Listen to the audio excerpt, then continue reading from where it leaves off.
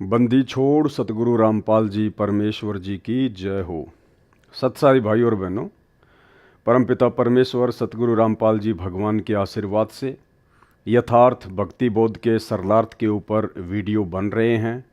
आज हमारा ये दूसरा वीडियो है और आज के वीडियो में आदरणीय गरीबदास जी महाराज जी की जीवन लीला के ऊपर परमपिता परमेश्वर सतगुरु रामपाल जी ने प्रकाश डाला है और हमने आदरणीय गरीबदास जी महाराज जी की जीवन लीला को बहुत ही ध्यान से पढ़ना चाहिए। पहली बात तो सतगुरु रामपाल जी भगवान ने अपने कर कमलों से लिखा है, इसको पढ़ने से भी हमें पुण्य की प्राप्ति होगी। और दूसरा, किसी भी महापुरुष की जो कि कबीर पंथ से संबंधित है उसकी जीवनी पढ़ने से वैसे भी हम पुण्य के भागी बनते हैं। और ये जीवनी पढ़ना इसलिए भी ज़रूरी है क्योंकि तीनों समय की जो आरतियां हैं उनमें ज़्यादातर वाणियां आदरणीय गरीबदास जी महाराज जी की ही हैं। तो वीडियो शुरू करने से पहले परम पूज्य सतगुरु रामपाल जी परमेश्वर जी से आशीर्वाद प्राप्त करते हैं, उनका जयकारा लगाते हैं। बंदी छोड़ सतगुरु रामपाल जी परमेश्वर जी की जय हो। परमपिता परमात्मा, सारी सृष्टि के रचनहार, कुल मालिक, असंख्य ब्रह्मांडों के स्वामी, जगत गुरु, तीनों लोकों में प्रवेश करके सबका धारण पोषण करने वाले राजाधिराज, आत्माधार, नाथों के नाथ, देवों के देव महादेव, सर्वेश्वर महेश्वर, मृत्युंजय, अजरो अमर, आदि अनादि, सनातनी प्रभु, जगत पिता जगदीश्वर, श्री श्री 1008 की उपाधि के वास्तविक अधिकारी, अकाल मूर्त, सौद स्वरूपी राम वासुदेव, सर्वगतम ब्रह्म, परम पूज्य, प्रथम पूज्य, परम संत, परम पुरुष, परम धनी, परम दयालु, सत्य कबीर, हक्का कबीर, अल्लाहु कबीर, अल्लाहु अकबर, बाखबर, अल्लाह ताला, जगत के तारणहार, जगत के मुक्तिदाता, जगत के जगन्नाथ, हारे के सहारे, हिंदुओं के राम, मुसलमानों के अल्लाह, सिखों के वाहिगुरु, ईसाइयों के मसीह, दया के सागर दया निधि, करुणा के सागर करुणा निधि, स्वयंभू परिभू, संकट मोचन, कष्ट हरण, मंगल करण, दुख भंजन, अविगत कबीर,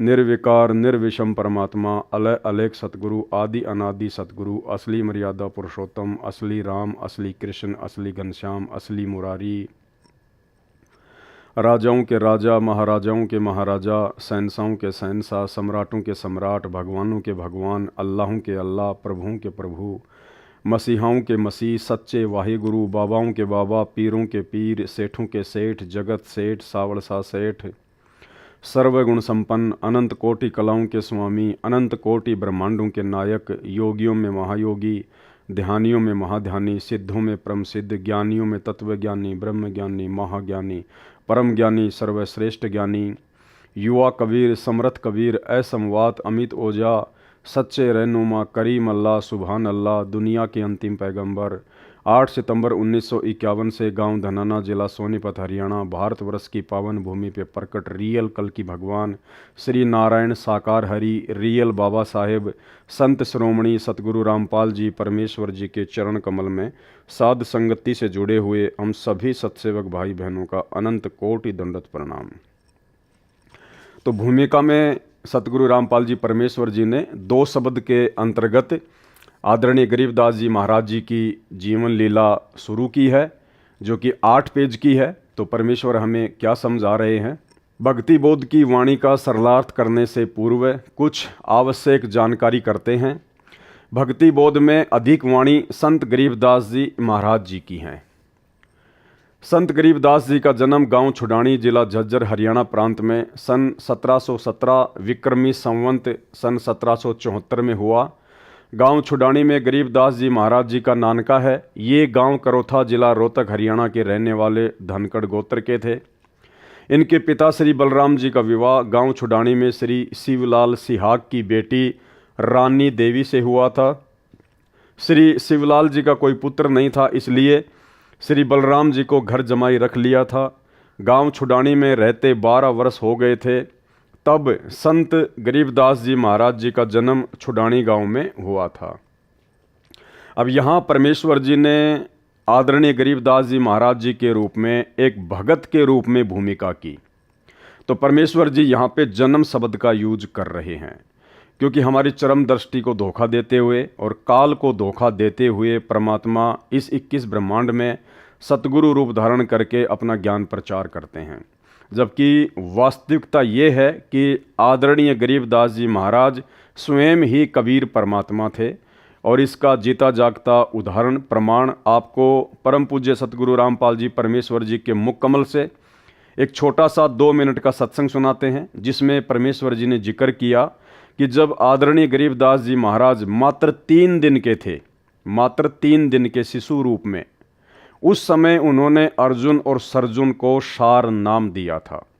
तो भाई और बहनों, यदि ये एक भगत होते, आम जन होते, तो 3 दिन की उम्र में कैसे अर्जुन और सर्जुन को, जो कि उन्होंने 650 साल पहले जब ये कबीर दास नाम से काशी में प्रकट हुए थे, तो उन्होंने वचन दिया था अर्जुन और सर्जुन को कि आज से 200-250 वर्ष के बाद में मैं गांव छुड़ानी में आऊँगा, उस समय तुम्हें सारनाम देकर तुम्हारा उद्धार करूँगा। तो जैसे ही आदरणीय गरीबदास जी महाराज लीलामय रूप में गांव छुड़ानी में प्रकट हुए, उन्होंने सौपन के माध्यम से अर्जुन और सर्जुन को बता दिया था कि गांव छुड़ानी में मैं आ चुका हूँ। और मात्र 3 दिन की उम्र में परमेश्वर ने शिशु रूप में अर्जुन और सर्जुन को सार नाम दिया। आप स्वयं सुनिए सतगुरु रामपाल जी परमेश्वर जी के मुख कमल से। और ये सारी बातें भाई और बहनों आपको इसलिए बताई जा रही हैं क्योंकि आगे जब हम यथार्थ भक्ति बोध के सरलार्थ को पढ़ेंगे तो हमने आदरणीय गरीबदास जी महाराज जी को परमेश्वर जी के रूप में ही लेकर चलना पड़ेगा। तभी हमें सतगुरु रामपाल जी परमेश्वर जी का वर्तमान वाला लीलामय जीवन समझ में आएगा। आपका गुरु किस है महाराज कि आपके घर में, मेरे घर में अवकाल जो बच्चा पैदा हुआ है 3 दिन का हो रहा है, परसों जो पैदा हुआ, और गुरु कहा वो गुरु से हमारा ने बोला जी आप यहां पौड़ी में बैठो, मैं लड़के ने यहीं ले आऊंगा, आप चला भी नहीं जा सकता, हाथ जोड़ के न बोलो जोलम हो जाएगा, एक सजाते ही परेशान राड़ा ना लाइयो गलत जाएंगे कत आम चालेंगे। तो बोला जी चालन जोगे तो कोई ना, चाहे मर जा राम है जाएंगे उसके बारे में आगे उड़ा माथा टेकेंगे। एक 2 या नो पकड़े, 2 या वो पकड़ा, उन लच ले गए बेचारे नो किता किता पाटक दे नो टूटे टूटे से गोडे जाकर उस जहां माता रानी नाम था महाराज जी की माता जी का, जहां माता रानी और बच्चा महाराज बंदी छोड़ लेटे हुए थे उस कमरे में जाकर और छोड़ दिए। इन्होंने बोले तुम बाहर हो जाओ, और बाकी बाहर नो कान लाकर सुने के बात हो रही है। महाराज रानी सुआदी नींद पे और वो नो देखे नो खिड़कियां में देखें के बतलाव से बंदी छोड़ 3-7 दिन के बच्चे नो बोले अर्जुन सर्जुन, और वो लंबे पड़े मुंदे रोए न बोला जचगी था रहे गुरु के प्रति विक्षेप नहीं आकर अगर जी बस भोग लिया हमने जितना भोगना था, बंदी छोड़ पापी जीव से बख्श दो। न बोला आज के बाद प्रण कर लो, कभी भी गुरु के प्रति विक्षेप नहीं लाना, गुरु मानस कर जानते वह नरकइये अंध, महादुखी संसार में आग यम के फल। न बोला बैठे हो, महाराज की शक्ति तो वो एकदम नो बैठे हो गए। न बोला नाम लो, उपदेश दिया और भजन करोगे, भजन किया और जाओ मुक्त हो जाओगे। इतना कह के उसने ठाकर बलराम जी उनके पौड़ी में ले आए, 2-3 दिन वहां डटे, उसी समय शरीर त्याग कर सतलोक। गांव छुड़ानी में रहते 12 वर्ष हो गए थे तब संत गरीबदास जी महाराज जी का जन्म हुआ था। श्री शिवलाल जी के पास 2500 बीघा, बड़ा बीघा जो वर्तमान के बीघा से 2.75 बड़ा होता था, जमीन थी, जिसके वर्तमान में 1400 एकड़ जमीन बनती है। उस सारी जमीन के वारिस श्री बलराम जी हुए तथा उसके पश्चात उनके इकलौते पुत्र संत गरीबदास जी उस सारी जमीन के वारिस हुए।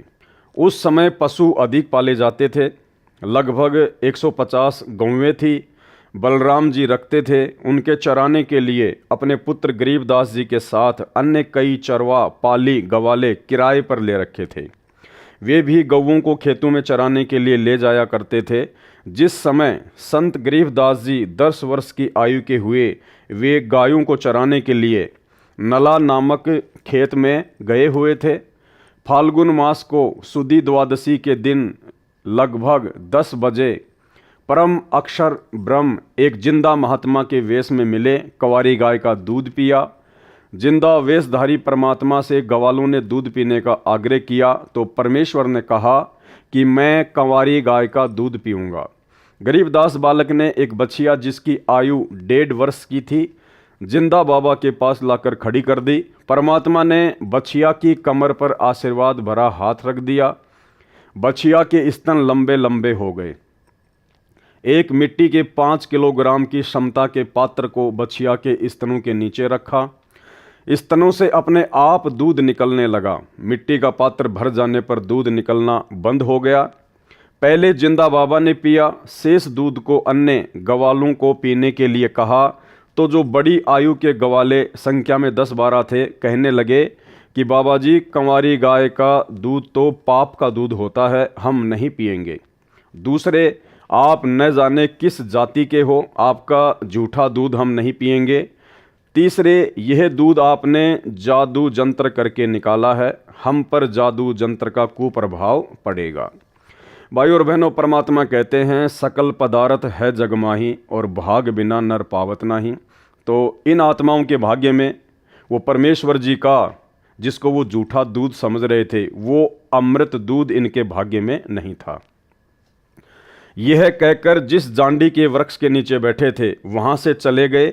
दूर जाकर किसी पेड़ के नीचे बैठ गए। तब बालक गरीबदास जी ने कहा कि हे बाबा जी, आपका झूठा दूध तो अमृत है, मुझे दीजिए। कुछ दूध बालक गरीबदास जी ने पिया। परमेश्वर जिंदा वेशधारी ने संत गरीबदास जी को ज्ञान उपदेश दिया, तत्व ज्ञान बताया। संत गरीबदास जी के अधिक आग्रह करने पर परमेश्वर ने उनकी आत्मा को शरीर से अलग किया और ऊपर के रूहानी मंडलों की सैर कराई। एक ब्रह्मांड में बने सर्वलोकों को दिखाया। श्री ब्रह्मा जी, श्री विष्णु तथा शिव जी से मिलाया। उसके पश्चात ब्रह्मलोक तथा श्री देवी दुर्गा का लोक दिखाया। फिर 10वें द्वार ब्रह्मरंध्र को पार करके ब्रह्मकाल के 21 ब्रह्मांडों के अंतिम छोर पर बने 11वें द्वार को पार करके अक्षर पुरुष के 7 संख ब्रह्मांड वाले लोक में प्रवेश किया। संत गरीबदास जी को सर्व ब्रह्मांड दिखाए, अक्षर पुरुष से मिलाया। पहले उसके 2 हाथ थे, परंतु परमेश्वर के निकट जाते ही अक्षर पुरुष ने 10,000 हाथों का विस्तार कर लिया, जैसे मोर पक्षी अपने पंख को फैला लेता है। अक्षर पुरुष को जब संकट का अंदेशा होता है तब ऐसा करता है, अपनी शक्ति का प्रदर्शन करता है। क्या कह रहे हैं परमात्मा? जब 7 संख ब्रह्मांडों के स्वामी अक्षर पुरुष को भी संकट का अंदेशा होता है, जब उसको भय लगता है, तब ऐसा करता है, अपनी शक्ति का प्रदर्शन करता है। यानी 21 ब्रह्मांड का स्वामी है काल ज्योति निरंजन और 7 संख ब्रह्मांड का स्वामी है अक्षर पुरुष। यानी अक्षर पुरुष के 7 संख ब्रह्मांडों के आगे, उसकी शक्ति के आगे ये काल ज्योति निरंजन तो कुछ भी नहीं है। और उसके 10,000 हाथ हैं, जबकि काल के मात्र 1,000 हाथ हैं और अक्षर पुरुष के 10,000 हाथ हैं। और परमेश्वर कह रहे हैं जब अक्षर पुरुष को भी किसी संकट का अंदेशा होता है तो वो अपनी शक्ति का प्रदर्शन करता है। तो भाई और बहनों, इससे एक बात साफ होती है जो परमेश्वर बताते हैं कि कबीर परमेश्वर सतगुरु रामपाल जी के अलावा इस सृष्टि में कोई भी व्यक्ति, कोई भी प्राणी निर्भय नहीं है। सबको भय व्याप्त है, क्योंकि सब जीव हैं, सब आत्मा हैं। तप करके, भक्ति करके सब ने बड़े बड़े जो है वो पद प्राप्त अवश्य कर रखे हैं, लेकिन है सब के सब जीव श्रेणी में। केवल एक ही शक्ति है पूरी सृष्टि में जो निर्विकार है, निर्भय है। निर्विकार निर्भय तू ही और सकल भयमान, और सब पर तेरी साहिबी, तुझ पर साहिब नाय। केवल सतगुरु रामपाल जी परमेश्वर जी, अर्थात वर्तमान में रियल कबीर सतगुरु रामपाल जी के अलावा कोई भी निर्भय नहीं है। अक्षर पुरुष को जब संकट का अंदेशा होता है तब ऐसा करता है, अपनी शक्ति का प्रदर्शन करता है, क्योंकि अक्षर पुरुष अधिक से अधिक 10,000 हाथ ही दिखा सकता है। इसके 10,000 हाथ हैं। क्षर पुरुष यानी काल के 1,000 हाथ हैं, जो गीता अध्याय 10 व 11 में अपना 1,000 हाथों वाला विराट रूप दिखाया। गीता अध्याय 11 श्लोक 46 में अर्जुन ने कहा कि हे सहस्त्र बाहु, अर्थात 1,000 भुजाओं वाले, अपने चतुर्भुज रूप में आइए। संत गरीबदास जी को अक्षर पुरुष के 7 संग ब्रह्मांडों के भेद बता व आंखों दिखाकर परमेश्वर जिंदा बाबा 12वें द्वार के सामने ले गया, जो अक्षर पुरुष के लोक की सीमा पर बना है, जहाँ से भंवर गुफा में प्रवेश किया जाता है। जिंदा वेशधारी परमेश्वर कबीर जी ने संत गरीबदास जी को बताया कि जो 10वां द्वार ब्रह्मरंध्र है वह मैंने सतनाम के जाप से खोला था। जो 11वां द्वार है वह मैंने तत् तथा सत जो सांकेतिक मंत्र है उससे खोला था। अन्य किसी भी मंत्र से उन द्वारों पर लगे ताले नहीं खुलते।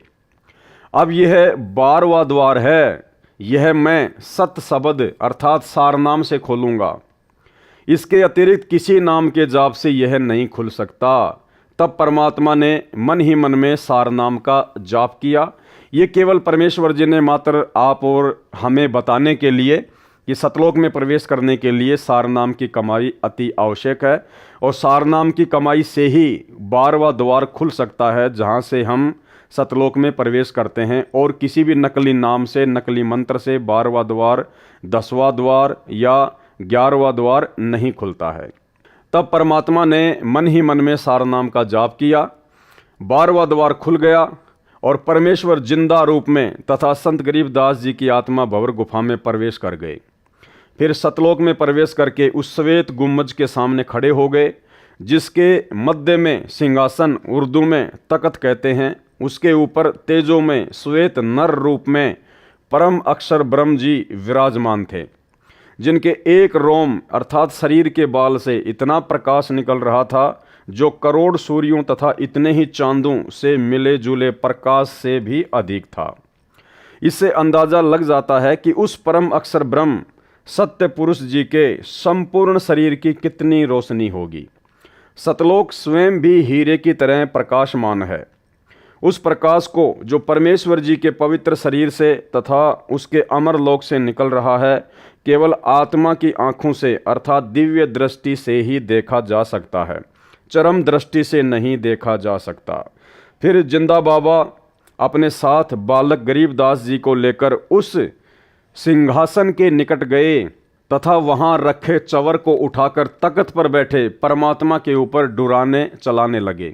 बालक गरीबदास जी ने विचार किया कि यह है परमात्मा और यह बाबा तो परमात्मा का नौकर है, सेवक है, जो मुझे अपने साथ नीचे से ऊपर लेके आया है। उसी समय तेजोमय शरीर वाला प्रभु सिंहासन त्याग कर खड़ा हो गया, जिसको गरीबदास जी परमात्मा समझ रहे थे, जो सिंहासन पर बैठा हुआ था तेजोमय रूप में, वो सिंहासन से खड़ा हो गया और जिंदा बाबा के हाथ से चवर ले लिया और जिंदा बाबा को सिंहासन पर बैठने का संकेत किया। जिंदा वेशधारी प्रभु असंख्य ब्रह्मांडों के मालिक के रूप में सिंहासन पर बैठ गए। पहले वाला प्रभु जिंदा बाबा पर चवर करने लगा। संत गरीबदास जी विचार कर ही रहे थे कि इनमें परमेश्वर कौन है। इतने में तेजों में शरीर वाला प्रभु जिंदा बाबा वाले शरीर में समा गए, दोनों मिलकर एक हो गए। भाई और बहनों, ये जो भ्रमणा है गुरु और परमात्मा को अलग अलग मानने की, ये आदरणीय गरीबदास जी महाराज जी की इस जीवनी से आप और हमारे दिलो दिमाग से हट जानी चाहिए, मिट जानी चाहिए। परमेश्वर का काम परमेश्वर ही कर सकते हैं। परमात्मा का काम सतलोक से आके कोई आम प्राणी, कोई आम जीव नहीं कर सकता। परमात्मा कहते हैं जिसका काम उसी को साजे और करे तो मूर्ख बाजे। आज से पहले परमेश्वर ने हमें जितने भी उदाहरण दिए हैं, चाहे वो आदरणीय धर्मदास जी का जीवन हो, गरीबदास जी का हो, मलुकदास जी का हो, दादू जी का हो, नानक जी का हो, सबकी जीवन लीला में एक घटना बिल्कुल कॉमन रही है। क्या? वो कबीर परमात्मा स्वयं ही सतलोक से एक जिंदा महात्मा का रूप बनाकर, एक संत का रूप बनाकर या सतगुरु का रूप धारण करके नीचे आकर ज्ञान देता है, अच्छी आत्माओं को मिलता है। आदरणीय धर्मदास जी को भी परमात्मा ने यही कहा कि भाई मैं तो परमात्मा का भेजा हुआ नौकर हूँ, मैं तो परमात्मा का भेजा हुआ दास हूँ, आप लोगों को समझाने के लिए आया हूँ। ये नहीं कहा कि मैं खुद ही कबीर परमात्मा हूँ, मैं खुद ही सत्य पुरुष हूँ। यही लीला आदरणीय गरीबदास जी महाराज जी के साथ हुई, जिंदा महात्मा के रूप में आदरणीय गरीबदास जी महाराज जी को मिले। यही लीला उन्होंने दादू जी के साथ में की और नानक जी को भी बेई नदी पर जिंदा महात्मा के रूप में ही मिले और परमेश्वर का दास बताया, परमेश्वर का प्रतिनिधि बताया, नौकर बताया। और भाई बहनों, उसके बाद में जब वे महापुरुष उस जिंदा महात्मा के साथ में, जिसको वो मात्र एक बाबा समझ रहे थे, संत समझ रहे थे, परमात्मा का भेजा हुआ कोई दूत समझ रहे थे, जब वे सभी आत्माएं सतलोक देखने के लिए उनके साथ में जाती हैं, तो सबके साथ में यही लीला होती है, यही घटना घटित होती है। वहां जाते ही उन सब आत्माओं की चौंध टूट जाती है, उनका भ्रम निवारण हो जाता है। जब वे नीचे से ऊपर जाते हैं जिंदा बाबा के साथ में, और जब वे सतलोक में प्रवेश करते हैं, सिंहासन के पास जाते हैं, तो पहले से ही उनको परमेश्वर अपने किसी अन्य रूप में सिंहासन पर तेजोमय रूप में, नूरी रूप में बैठे हुए मिलते हैं। और जब वो आत्मा उनको देखती है, उनके नूर को, क्योंकि सतलोक में जाते ही ऑटोमेटिक हमारे को परमेश्वर जी के आशीर्वाद से दिव्य दृष्टि प्राप्त हो जाती है। हम इस चरम दृष्टि से उस परमेश्वर को नहीं देख सकते, इसलिए सतलोक में जाते ही परमात्मा हमें दिव्य दृष्टि दे देते हैं। तो गरीबदास जी ने देखा कि भगवान तो ये है, परमात्मा तो ये है जो सिंहासन पर बैठा हुआ है, और इनके शरीर में इतना तेज, 1 करोड़ सूरज और 1 करोड़ चांदों की रोशनी, यदि इनके एक बाल से तुलना की जाए तो परमेश्वर के बाल की चमक, नूर, आभा उन 1 करोड़ सूर्य और 1 करोड़ चंद्रमाओं के प्रकाश से भी ज्यादा है, और शीतल, मन को आनंद देने वाली। तो उन सभी भक्तों ने ये सोचा, सभी आत्माओं ने यही सोचा कि परमात्मा तो ये है, और ये जो जिंदा बाबा है ना, जो मेरे साथ आया है, जो मुझे अपने साथ में लेकर आया है, ये तो इसका कोई नौकर है यहाँ का। और फिर वो देखते हैं कि नीचे से जो जिंदा बाबा मुझे लेकर आया है, वो एक चवर उठाता है और पहले से सिंहासन पर बैठे हुए नूरी शरीर वाले परमात्मा के ऊपर चवर करने लगता है। तो उन आत्माओं को दृढ़ विश्वास हो जाता है कि भाई वास्तव में परमात्मा तो यही है जो सिंहासन पर बैठा हुआ है, और जो नीचे से मुझे लेके आया है ये तो इनका नौकर है, इनका सेवक है जिंदा बाबा तो। लेकिन कुछ ही समय बाद में वो क्या देखते हैं कि सिंहासन पर जो बैठा हुआ था नूरी शरीर वाला परमात्मा, वो खड़ा होता है और जिंदा बाबा के हाथ से चवर ले लेता है, और जिंदा बाबा से प्रार्थना करता है, हाथ जोड़कर उनको संकेत करता है कि आप सिंहासन पर बैठिए। और वो जिंदा बाबा सिंहासन पर बैठ जाता है, असंख्य ब्रह्मांडों के स्वामी के तख्त पर, सिंहासन पर, गद्दी पर। और वो तेजों में नूरी शरीर वाला परमात्मा जिंदा बाबा के ऊपर चवर करने लगता है। उसके बाद वो आत्मा भ्रम में पड़ जाती है, जो नीचे से जाती है, कि भाई परमात्मा पहले वाला था या परमात्मा ये है। जब वो आत्मा ये सोच ही रही होती है, उसी समय वो तेजों में शरीर जो जिंदा बाबा पे चवर कर रहा होता है, वो जिंदा बाबा के अंदर समा जाता है, और अकेले वो जिंदा बाबा ही असंख्य ब्रह्मांडों के स्वामी के सिंहासन पर विराजमान रहते हैं। उसके बाद उस आत्मा का भ्रम निवारण हो जाता है कि नीचे जो जिंदा बाबा मुझे मिले थे, जो मुझे नीचे से ऊपर लेके आए हैं, ये तो स्वयं ही परमात्मा है, असंख्य ब्रह्मांडों के स्वामी है। ये कोई 2 रूप नहीं है, ये किसी का नौकर नहीं है। भाई बहनों, यही घटना आदरणीय धर्मदास जी के साथ में घटी, यही घटना आदरणीय गरीबदास जी के साथ में घटी, यही घटना आदरणीय दादू जी के साथ में घटी, यही घटना आदरणीय मलुकदास जी और गीसा संत जी के साथ में घटी, और यही घटना आदरणीय नानक जी के साथ में घटी। और भाइयों और बहनों, इस घटना के माध्यम से परमात्मा आप और हमें समझाना चाहते हैं, क्योंकि ये सारी की सारी लीला, ये गरीबदास जी को निमित्त बनाना, गरीबदास जी के माध्यम से ये सदग्रंथ साहिब लिखवाना, ये प्रमाण देना, ये सारी की सारी बातें भाई और बहनों केवल आप और हम बिचली पीढ़ी वाले मंद बुद्धि भक्तों को ये यकीन दिलाने के लिए परमात्मा ने घटित की, ताकि अब हम इन सभी प्रमाणों को देखकर, इन लीलाओं को देखकर, इन घटनाओं को देखकर हम सहज में और आसानी से बिना किसी अपने गुरुदेव भगवान को परेशानी दिए समझ जाएं कि हमारे गुरुदेव भगवान स्वयं कबीर परमात्मा हैं। ये स्वयं असंख्य ब्रह्मांडों के स्वामी हैं, कबीर देव हैं, जो अनेक रूप धारण करके अनेक ब्रह्मांडों में अपनी लीला करते रहते हैं, जो तीनों लोकों में प्रवेश करके सबका धारण पोषण करते रहते हैं। यही परमात्मा यहाँ पर आज हमारे सतगुरुदेव जी के रूप में आए हुए हैं और यही परमात्मा अपने एक तेजोमय रूप में, नूरी रूप में, सतलोक में बैठकर असंख्य ब्रह्मांडों का संचालन कर रहे हैं। हमारी ये चौंध तोड़ने के लिए परमात्मा इस प्रकार की लीलाएं करते हैं, ताकि हमें, जब हम इस बिचली पीढ़ी में मोक्ष के प्राइम टाइम में पहुंच जाएं, तो उस समय हम आसानी से अपने गुरुदेव भगवान को, जो कि संत रूप में आए हुए हैं, सतगुरु रूप में आए हुए हैं, साहिब से सतगुरु भय, सतगुरु से भय संत, और धर धर वेख विशाल अंग, ये खेल आदि और अंत। हम केवल इन्हीं को अपना परमात्मा मान लें और अन्य में परमात्मा देखना बंद कर दें। इस कागज़ की फ़ोटो को, जो कि कबीर जी की मानी जाती है, इस काल्पनिक कागज़ की फ़ोटो को हम परमात्मा मानकर पूजना बंद कर दें और पूरा प्रेम, पूरी लगन, पूरा समर्पण, पूरा भाव, पूरी श्रद्धा केवल अपने गुरुदेव भगवान के प्रति ही समर्पित कर दें और इसी जन्म में अपना आत्म कल्याण करवा लें। केवल इसलिए परमेश्वर ने ये इतने सारे हमारे को उदाहरण दिए हैं। जिंदा बाबा के शरीर का तेज उतना ही हो गया जितना तेजों में पूर्व में सिंहासन पर बैठे सत्य पुरुष जी का था। कुछ ही क्षणों में परमेश्वर बोले, हे गरीबदास, मैं असंख्य ब्रह्मांडों का स्वामी हूँ। मैंने ही सर्व ब्रह्मांडों की रचना की है। सर्व आत्माओं को वचन से मैंने ही रचा है। 5 तत्व तथा सर्व पदार्थ भी मैंने ही रचे हैं।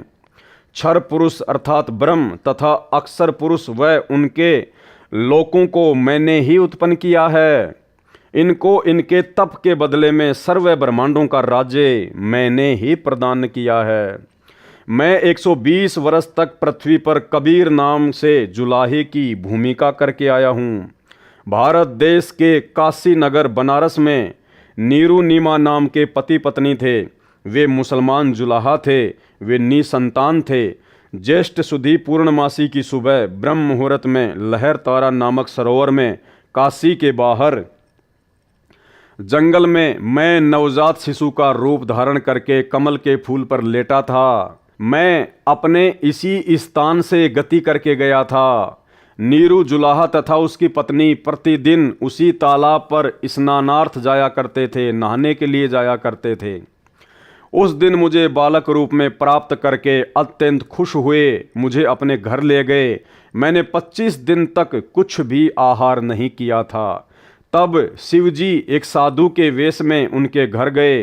वह सब मेरी प्रेरणा से ही थी। शिव से मैंने कहा था कि मैं कंवारी गाय का दूध पीता हूँ। तब नीरू एक बछिया लाया। शिव को मैंने शक्ति प्रदान की। उन्होंने बछिया की कमर पर अपना आशीर्वाद भरा हाथ रखा। कंवारी गाय ने दूध दिया, तब मैंने दूध पिया था। मैं प्रत्येक युग में ऐसी ही लीला करता हूँ। मैं प्रत्येक युग में ऐसी ही लीला करता हूँ। अब भाइयों और बहनों, मन में कोई शंका नहीं होनी चाहिए। ये बात सुनकर जो यहाँ लिखी हुई है, परमेश्वर कह रहे हैं कि मैं प्रत्येक युग में ऐसी ही लीला करता हूँ। जब मैं शिशु रूप में प्रकट होता हूँ तो मैं कंवारी बछिया का ही दूध पीता हूँ। एक निसंतान दंपत्ति मुझे घर लेकर आ जाती है, मेरा पालन पोषण करती है। तो आपके मन में ये शंका नहीं होनी चाहिए कि भाई पवनदास तो सतगुरु रामपाल जी परमेश्वर जी को परमात्मा बताता है, अल्लाह बताता है, स्वयं कबीर बताता है, तो सतगुरु रामपाल जी की परवरिश तो कंवारी बच्चियों से नहीं हुई। भाई और बहनों, यहाँ समझना ये है कि ऐसी लीला केवल परमात्मा प्रत्येक युग में एक बार ही करते हैं। जैसे सतयुग में परमात्मा ना जाने कितनी बार आए, कितनी बार सतलोक गए, लेकिन पूरे सतयुग में केवल परमेश्वर ने शिशु वाली जो लीला थी, कंवारी गाय से जो दूध पीने वाली लीला थी, वो केवल एक बार ही की। उसके बाद में द्वापर में परमेश्वर आए मुनिंदर ऋषि के रूप में।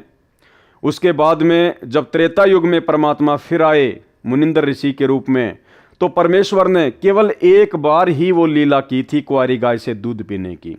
बाकी ना जाने कितनी बार परमात्मा आए, कितनी बार सतलोक गए, कभी जिंदा महात्मा के रूप में, कभी किसी संत के रूप में। फिर परमात्मा द्वापर युग में करुणामय ऋषि के नाम से आए और पूरे द्वापर युग में परमात्मा ने केवल एक लीला, पूरा जीवन उन्होंने वैसा ही निभाया जैसा परमेश्वर पहले निभाते आ रहे हैं। एक निसंतान दंपत्ति उनको उठाकर ले आती है और कंवारी गाय के दूध से फिर परमात्मा की परवरिश होती है। उसके बाद जब कलयुग स्टार्ट हुआ, जब कलयुग का प्रथम चरण शुरू हुआ, तो सन 1398 में फिर परमात्मा ने वही लीला की। एक पूरा जीवन 120 वर्ष तक परमेश्वर ने उसी प्रकार से जिया और शिशु रूप में परमात्मा प्रकट हुए। नीरू और नीमा उनको तालाब से उठाकर ले आए और उसके बाद में कंवारी गाय के दूध से ही परमात्मा की परवरिश हुई। तो ये शंका नहीं होनी चाहिए कि फिर आज सतगुरु रामपाल जी परमेश्वर जी ने कुंवारी गाय का दूध क्यों नहीं पिया। भाइयों और बहनों, ये केवल प्रत्येक युग में परमात्मा एक एक बार ही ऐसी लीला करता है और इस कलयुग में परमात्मा 650 साल पहले वो लीला कर चुके हैं। उसके बाद तो परमात्मा आदरणीय गरीबदास जी महाराज जी के रूप में आए। तो क्या गरीबदास जी के रूप में जब परमात्मा आए तो क्या उन्होंने किसी कंवारी गाय का दूध पिया था? नहीं पिया। ये परमेश्वर समर्थ है, ये कुछ भी कर सकता है, ये बिना खाए बिना पिए स्वयं भी रह सकता है, पूरी सृष्टि को भी रख सकता है। तो ऐसी लीला परमेश्वर केवल प्रत्येक युग में एक बार ही करते हैं। और वो क्यों करते हैं?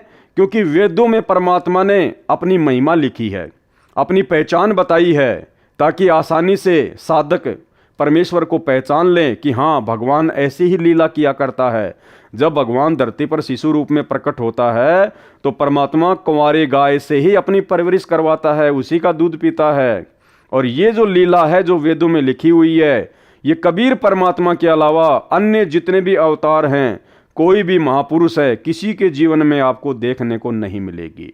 इसलिए ऐसी लीला केवल परमात्मा प्रत्येक युग में इसलिए करता है क्योंकि वेदों में उस परमेश्वर की ऐसी लीला को पढ़कर और यथार्थ में उनके जीवन से ऐसा देखकर, ऐसे उदाहरण प्राप्त करके हम आसानी से पहचान कर लें कि हाँ, कबीर जी ही सच्चे परमात्मा हैं, सच्चे परमेश्वर हैं। इसके अलावा परमात्मा ना जाने कब कितने रूप में आ जाते हैं, कैसी कैसी लीला करते हैं, जब चाहे जहां वो प्रकट हो जाते हैं, उनकी गति को कोई नहीं जान सकता। इसलिए वर्तमान में कोई भी भाई बहन अपने परम पूज्य परमेश्वर सतगुरु रामपाल जी के प्रति मन में शंका ना करे कि भाई सतगुरु रामपाल जी परमेश्वर जी ने कब कुंवारी गाय का दूध पिया था। ये परमेश्वर हैं। जिस प्रकार जैसी लीला आदरणीय गरीबदास जी महाराज जी ने की, सेम टू सेम लीला सतगुरु रामपाल जी परमेश्वर जी ने की है। आगे आपको गरीबदास जी महाराज जी की जीवनी से और अच्छे से समझाया जाएगा। इसलिए दास बार बार कह रहा है कि आदरणीय गरीबदास जी महाराज जी के जीवन को समझना हम भक्तों के लिए बहुत ज़्यादा आवश्यक है, क्योंकि गरीबदास जी महाराज जी की जीवन लीला को समझे बिना हम सतगुरु रामपाल जी परमेश्वर जी की जीवन लीला को नहीं समझ पाएंगे। जब मैं शिशु रूप में प्रकट होता हूँ तब कंवारी गायों से मेरी परवरिश की लीला हुआ करती है। हे गरीबदास, चारों वेद मेरी महिमा का गुणगान करते हैं। वेद मेरा भेद है, मैं ना वेदन के माही, जौन वेद से मैं मिलूं वह वेद जानते नाही। ऋग्वेद मंडल 9 सूक्त 1 मंत्र 9 में लिखा है कि जब परमेश्वर शिशु रूप में पृथ्वी पर प्रकट होते हैं तो उनकी परवरिश की लीला कंवारी गायों द्वारा होती है। मैं सतयुग में सत सुकृत नाम से प्रकट हुआ था, त्रेता युग में मुनिंदर नाम से तथा द्वापर में करुणामय नाम से, और संवत 1455 ज्येष्ठ सुधी पूर्णमासी को मैं कलयुग में कबीर नाम से प्रकट हुआ, वह प्रसिद्ध हुआ था। ये सब प्रसंग सुनकर संत गरीबदास जी ने कहा कि परवरदिगार, यह ज्ञान मुझे कैसे याद रहेगा। तब परमेश्वर जी ने बालक गरीबदास जी को आशीर्वाद दिया और कहा कि मैंने तेरा ज्ञान योग खोल दिया है, अध्यात्म ज्ञान तेरे अंतःकरण में डाल दिया है। अब आप असंख्य युगों के पहले से लेकर वर्तमान तथा भविष्य का ज्ञान भी याद रखोगे। दूसरी ओर नीचे पृथ्वी पर शाम के 3 बजे के आसपास अन्य ग्वालों को याद आया कि गरीबदास नहीं है, लाओ उठाकर। तब एक पाली गया, उसने दूर से आवाज लगाई कि हे गरीबदास आजा, गायों के सामने खड़ा होकर अपनी बारी कर। हम बहुत देर से खड़े हैं। भगत गरीबदास जी नहीं बोले और न उठे, क्योंकि पृथ्वी पर तो केवल शरीर था, जीव आत्मा तो ऊपर के मंडलों की सैर कर रही थी। उस पाली ने निकट जाकर हाथ से शरीर को हिलाया तो शरीर जमीन पर गिर गया। पहले सुखासन पर स्थित था, यानी पहले वो शरीर जमीन पर बैठा हुआ था। ग्वाले ने देखा तो बालक गरीबदास को मृत पाया, मरा हुआ पाया। उसने शोर मचाया, अन्य ग्वाले दौड़े आए। उनमें से एक गांव छुडानी की ओर दौड़ा। छुडानी गांव से गांव कबलाना के रास्ते पर वह जांडी का पेड़ था, जिसके नीचे परमेश्वर जी जिंदा रूप में गरीबदास जी तथा अन्य पालियों के साथ बैठे थे। गांव कबलाना की सीमा के साथ वह खेत सटा हुआ था, जो छुडानी गांव का है, जो गरीबदास जी का अपना ही खेत था। वह स्थान गांव छुडानी से 1.5 किलोमीटर दूर है। गांव छुडानी में जाकर उस पाली ने गरीबदास जी के पिता, माता, नाना, नानी को सब हाल बताया कि एक बाबा ने कवारी गाय का दूध जादू मंत्र करके निकाला। वह दूध हमने तो पिया नहीं, बालक गरीबदास ने पी लिया। हमने अभी देखा तो वह मर चुका है। बच्चे के शव को चिता पर रखकर अंतिम संस्कार की तैयारी कर दी। उसी समय परमेश्वर कबीर जी ने कहा, हे गरीबदास, आप नीचे जाओ, आपके शरीर को नष्ट करने जा रहे हैं। संत गरीबदास जी ने नीचे देखा तो यह पृथ्वी लोक सतलोक की तुलना में नरक लोक के समान दिखाई दे रहा था। जब संत गरीबदास जी ने सतलोक से नीचे देखा अपनी दिव्य दृष्टि से, क्योंकि परमेश्वर ने उनको आशीर्वाद दे दिया था, तो सतलोक की तुलना में परमात्मा कह रहे हैं कि ये पृथ्वी लोक, ये किस ब्रह्मांड ऐसा है जैसे कूड़ा करकट, कूड़े का ढेर, गंदगी, नरक। भाइयों और बहनों, जिस प्रकार एक सूअर होता है और सूअर सारा दिन गंदगी में नाक रगड़ता रहता है, टट्टी पेशाब में नाक रगड़ता रहता है, गटर में लौटता रहता है, यानी सबसे ज़्यादा जो घृणित वस्तुएं होती हैं उनका सेवन सूअर करता है। अब यदि उस सूअर की आत्मा को एक दिन के लिए और किसी राष्ट्रपति या प्रधानमंत्री की आत्मा में डाल दिया जाए और 24 घंटे फिर वो सूअर की आत्मा राष्ट्रपति और प्रधानमंत्री के रूप में 7 स्टार होटल में सोएगा, खाएगा, एरोप्लेन में घूमेगा, 56 प्रकार के पकवान उसके सामने खड़े रहेंगे, लोग उसके सामने हाथ जोड़कर खड़े रहेंगे, जी हुजूर, जी हुजूर।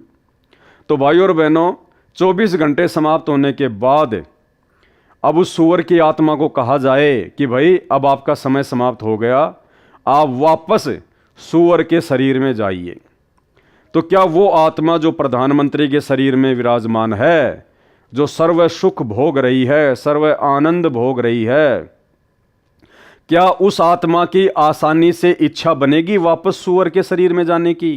क्योंकि जब वो प्रधानमंत्री के शरीर से और सूअर वाली स्थिति को देखेगा, उस जगह को देखेगा, गटर को देखेगा, टट्टी पेशाब को देखेगा, गंदगी को देखेगा, तो उसकी इच्छा नहीं बनेगी कि मैं इस शरीर से निकलकर सूअर के शरीर में चला जाऊं।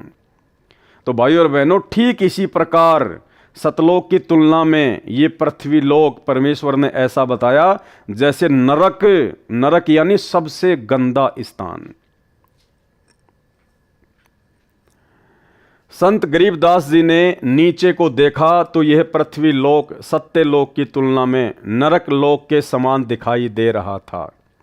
संत गरीबदास जी ने कहा, हे प्रभु, मुझे नीचे मत भेजो, यहीं पर रख लो। तब सत्य पुरुष कबीर जी ने कहा कि आप पहले भक्ति करोगे, जो साधना मैं तुम्हें बताऊंगा, उस भक्ति की कमाई शक्ति से फिर यहाँ स्थायी स्थान प्राप्त करोगे। सामने देख, वह तेरा महल है जो खाली पड़ा है। अर्थात भाइयों और बहनों, आदरणीय गरीबदास जी महाराज जी को निमित्त बनाकर परमेश्वर कबीर जी अर्थात सतगुरु रामपाल जी परमेश्वर आप और हम आत्माओं को चेताना चाहते हैं, जागृत करना चाहते हैं। हम सोई हुई आत्माओं को जगाना चाहते हैं कि तुम कहाँ नरक में पड़े हो, इस झोपड़ी में पड़े हो। गरीबदास जी को निमित्त बनाकर परमेश्वर हमें क्या कह रहे हैं कि सामने देख, तेरा महल घर नहीं, महल। महल यानी जिसमें सारे ऐसो आराम के साधन हो, जिसमें किसी चीज की कोई कमी ना हो, उसको कहते महल। सामने देख, वह तेरा महल है जो खाली पड़ा है। और सतलोक में हमारे जो महल हैं भाई और बहनों, वो कोई मिट्टी, ईंट और पत्थर के बने नहीं हैं। हीरे, मोती, लाल, पन्ने, बहुमूल्य जवाहरात, उनसे बने हुए हैं। और परमेश्वर ने एक सत्संग में बताया कि सतलोक में जो आपके महल हैं, जो खाली पड़े हैं वर्तमान में, उनका व्यास, उनका क्षेत्रफल, उनकी लंबाई चौड़ाई कितनी है? जितनी ये पृथ्वी है। ये पृथ्वी देख लो कितनी बड़ी है, जिसके ऊपर 7 समुंदर, लगभग 300 के आसपास बड़े बड़े देश हैं। जितनी बड़ी ये पूरी पृथ्वी है, इससे भी बड़े बड़े सतलोक में आप और हमारे महल हैं। क्योंकि वहाँ पर हमारा जो शरीर होता है वो 16 सूर्य जितना तेजोमय होता है, तो लंबाई चौड़ाई भी उसी आकार में होगी हमारी। इसलिए परमात्मा कह रहे हैं कि सतलोक में आपके मकान खाली पड़े हुए हैं। और यहाँ हम लोग कोई छोटा मोटा, कोई 50 गज में, कोई 100 गज में, कोई टूटा फूटा मकान बना लेते हैं, तो फूला नहीं समाते कि पता नहीं मैंने क्या प्राप्त कर लिया। सामने देख, वह तेरा महल है जो खाली पड़ा है। सर्व खाद्य पदार्थ भरे पड़े हैं। नीचे पृथ्वी पर वर्षा होगी तो अन्न होगा। कितनी मेहनत करनी पड़ती है। यहाँ जैसे पदार्थ पृथ्वी पर हैं ही नहीं। आप नीचे जाओ, प्रथम मंत्र मैंने तुझे दे दिया है, फिर सत्य नाम भी तुझे प्रदान करने आऊँगा। यह सतनाम 2 अक्षर का होता है, एक ओम अक्षर, दूसरा तत्, ये सांकेतिक है। फिर कुछ समय उपरांत तुझे सार नाम दूंगा। इन सर्व नामों प्रथम, दूसरा तथा तीसरा की साधना करके ही तू यहाँ आ सकेगा। अर्थात हम भगत भाई बहन इन तीनों मंत्रों की साधना मर्यादा में आजीवन रहकर ही सतलोक जा सकते हैं। मैं हरदम भगत के साथ रहता हूँ। परमात्मा क्या कह रहे हैं कि मैं हरदम भगत के साथ रहता हूँ। यानी भाई और बहनों, यदि हम मर्यादा में हैं और अपने गुरु को परमात्मा मान चुके हैं, परमेश्वर मान चुके हैं, और गुरु को परमात्मा मानने का सबसे पहला जो मापदंड है वो यही है कि अपने गुरु जी के अलावा आपने किसी और में परमात्मा को देखना बंद करना होगा। आपने अपने गुरु भगवान के अलावा किसी और को दंडवत करना बंद करना होगा। अपने गुरुदेव भगवान के प्रकट दिवस के अलावा आपने किसी और का कबीर प्रकट दिवस मनाना बंद करना होगा। ये पहला मापदंड है अपने गुरु को परमात्मा मानने का। और जब हम अपने गुरु को परमात्मा मान लेंगे, उसके बाद क्या कह रहे हैं परमात्मा? मैं हरदम भगत के साथ रहता हूँ, तू चिंता मत करना, अब आप शीघ्र जाइए। इतना कहकर परम अक्षर पुरुष जी ने संत गरीबदास जी के जीव को शरीर में प्रवेश कर दिया।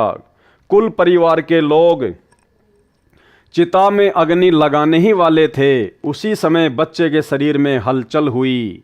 शव को रस्से से बांधकर ले जाते हैं, वह रस्सा भी अपने आप टूट गया।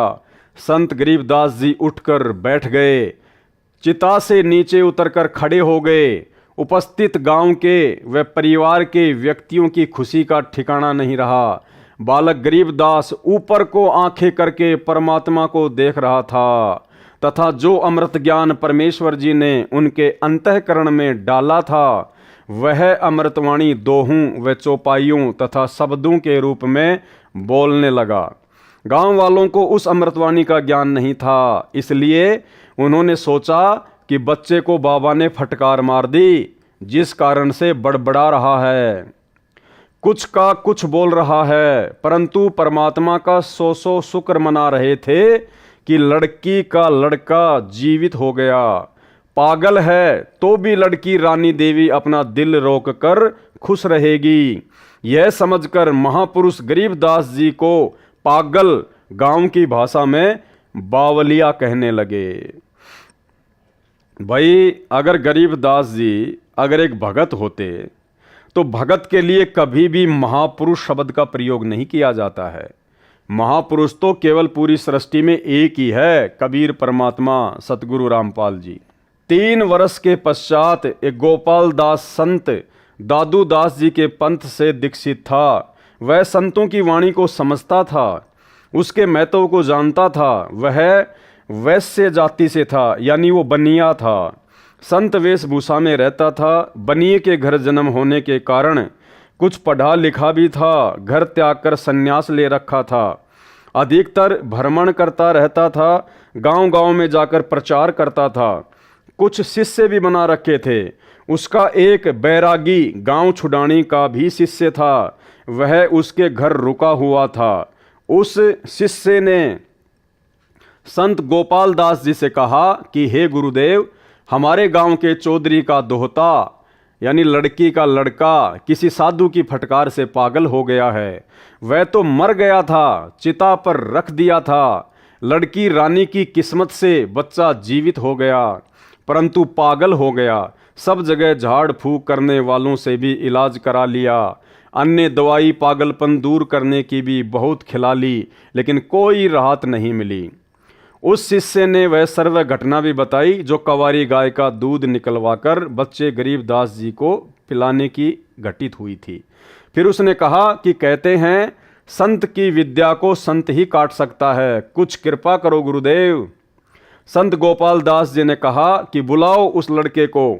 शिष्य ने चौधरी शिवलाल जी से कहा कि मेरे घर पर एक बाबा जी आया है, मैंने उसको आपके दोते गरीबदास जी के बारे में बताया है।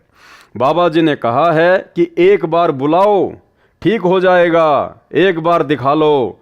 अब तो गांव में ही बाबा जी आया है, बहुत पहुंचा हुआ संत है, जगत का पेखना पेख्या, धनी का नाम ना लेखा। जो पहुंचे हुए संत थे, जो महापुरुष थे आदरणीय गरीबदास जी महाराज जी, उनको तो कहने लगे बावलिया।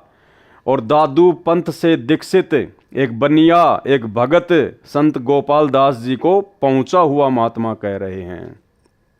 शिवलाल जी के साथ गांव के अन्य कई व्यक्ति भी बाबा के पास गए, साथ में बच्चे गरीबदास जी को भी ले गए। संत गोपाल दास जी ने बालक गरीबदास जी से प्रश्न किया कि बेटा, वह कौन बाबा था जिसने तेरा जीवन बर्बाद कर दिया। प्रिय पाठकों से यहाँ पर यह बताना अनिवार्य है कि संत गोपाल दास जी संत दादू दास जी के पंथ से दीक्षित थे।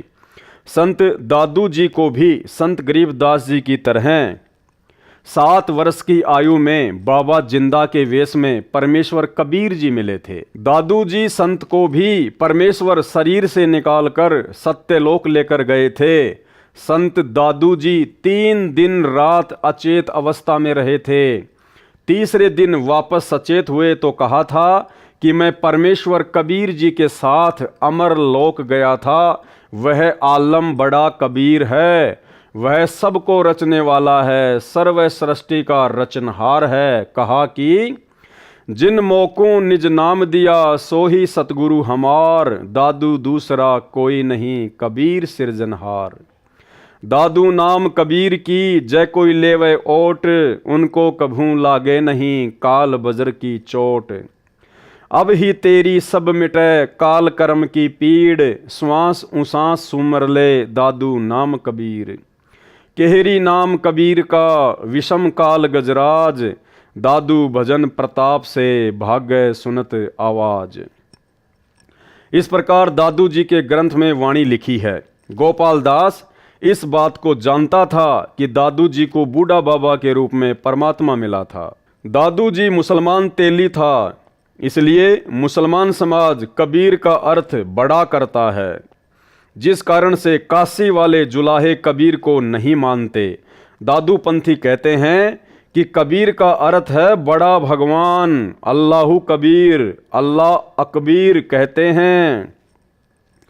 इसी प्रकार श्री नानक देव जी सुल्तानपुर शहर के पास बह रही बेई नदी में स्नान करने गए। परमात्मा जिंदा बाबा के रूप में उस समय मिले थे। उनको भी 3 दिन तक अपने साथ रखा था। सचखंड यानी सतलोक लेकर गए थे, फिर वापस छोड़ा था। एक अब्राहिम सुल्तान अधम नाम का बलक बुखारे शहर का राजा था, इराक देश का रहने वाला था। उसको भी परमात्मा जिंदा बाबा के रूप में मिले थे, उसका भी उद्धार कबीर परमेश्वर जी ने किया था। संत गोपाल दास ने बच्चे गरीबदास जी से प्रश्न किया था कि तेरे को कौन बाबा मिला था जिसने तेरा जीवन बर्बाद कर दिया।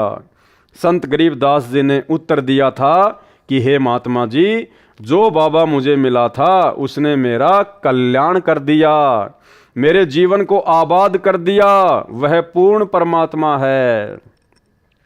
गरीब हम सुल्तानी नानक तारे, दादू को उपदेश दिया, जाति जुलाहा भेद न पाया, काशी माहे कबीर हुआ।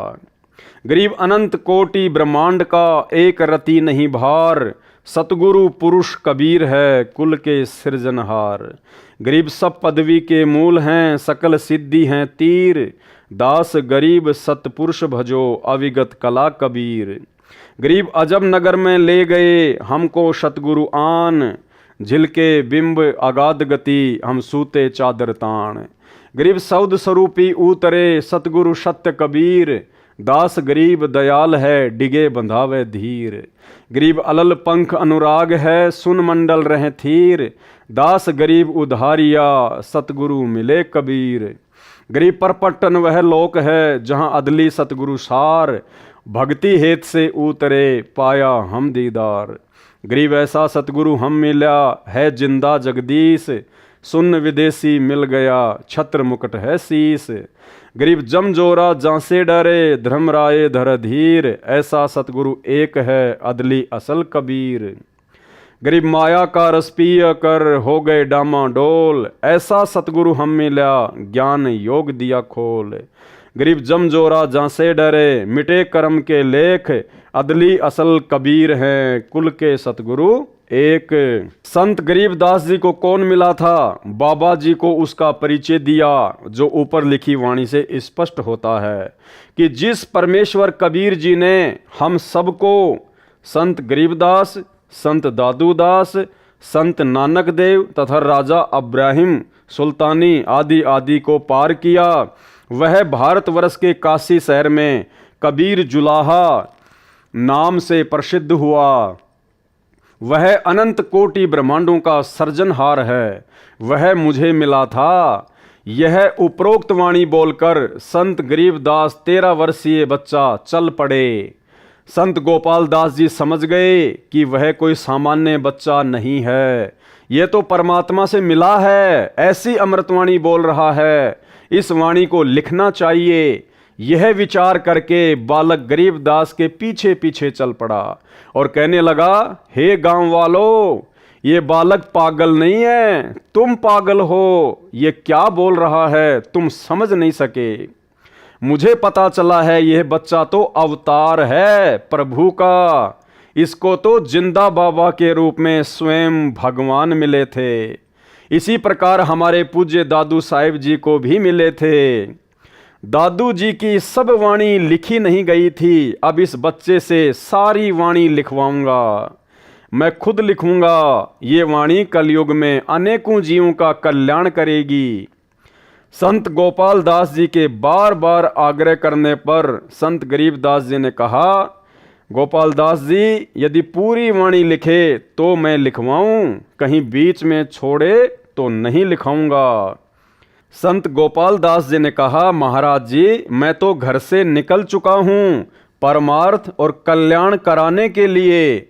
मेरी 62 वर्ष की आयु हो चुकी है, मुझे इससे अच्छा कोई कार्य नहीं है, आप कृपा करें। तब संत गरीबदास जी तथा संत गोपाल दास जी बेरी के बाग में एक जांडी के नीचे बैठकर वाणी को लिखवाने लगे। वह बेरी का बाग संत गरीबदास जी का अपना ही था। उस समय छुडानी गांव के आसपास रेतीला क्षेत्र था, जैसे राजस्थान में है। वहाँ पर जांडी के वृक्ष अधिक होते थे, उनकी छाया का ही प्रयोग अधिक किया जाता था। इस प्रकार संत गरीबदास जी ने परमात्मा से प्राप्त तत्व ज्ञान आँखों देखा हाल वाणी रूप में बोला तथा संत गोपाल दास जी ने लिखा। लगभग 6 महीनों तक यह कार्य किया, यानी आदरणीय सदग्रंथ साहिब को लिखने में लगभग 6 महीने का समय लगा संत गोपाल दास जी को। फिर जब जब किसी से वार्ता होती तो संत गरीबदास जी वाणी बोला करते थे, तो अन्य व्यक्ति भी लिख लिया करते थे, जिसको एक ग्रंथ रूप में हाथ से लिखा गया था। संत गरीबदास जी के समय से ही उस ग्रंथ का पाठ करना प्रारंभ हो गया था। उसको कुछ वर्षों पूर्व टाइप कराया गया था। उसी अमृतवाणी सागर अमृत से कुछ वाणी निकालकर भक्ति बोध पुस्तक में लिखी हैं। यानी जिस भक्ति बोध का अब परमेश्वर आगे खुलासा करेंगे, उसी अमृतवाणी सागर अमृत से कुछ वाणी निकालकर भक्ति बोध पुस्तक में लिखी हैं। इसके अतिरिक्त परमेश्वर कबीर जी ने जो सूक्ष्म वेद अपने मुख कमल से बोला था, कबीर सागर, उस अमृत सागर कबीर सागर से निकालकर इसी भक्ति बोध पुस्तक में लिखी हैं। उस अमृतवाणी का अब सरलार्थ प्रारंभ किया जाता है। यानी भाइयों और बहनों, अभी तक आपने ये जो 2 वीडियो देखे हैं, इन 2 वीडियो में परमेश्वर जी ने भक्ति बोध पुस्तक का सरलार्थ करने से पहले केवल एक भूमिका बनाई है। यानी जिन जिन महापुरुषों का और जिन जिन महापुरुषों की वाणियों का भक्ति बोध में विशेष महत्व है, विशेष रोल है, हमें पहले उनके बारे में जानना अति आवश्यक था, ताकि हम भक्ति बोध के सरलार्थ को आसानी से समझ सकें, पढ़ सकें। तो अभी तक तो परमेश्वर ने केवल एक भूमिका सी तैयार की है, जिसके ये 2 वीडियो बने हैं। तो कल रात्रि 9 बजे सभी भाई बहन लाइव जुड़िए। तब तक के लिए हम सभी भाई बहन परमपिता परमेश्वर सतगुरु रामपाल जी भगवान से इजाज़त लेते हैं। बंदी छोड़ सतगुरु रामपाल जी परमेश्वर जी की जय हो।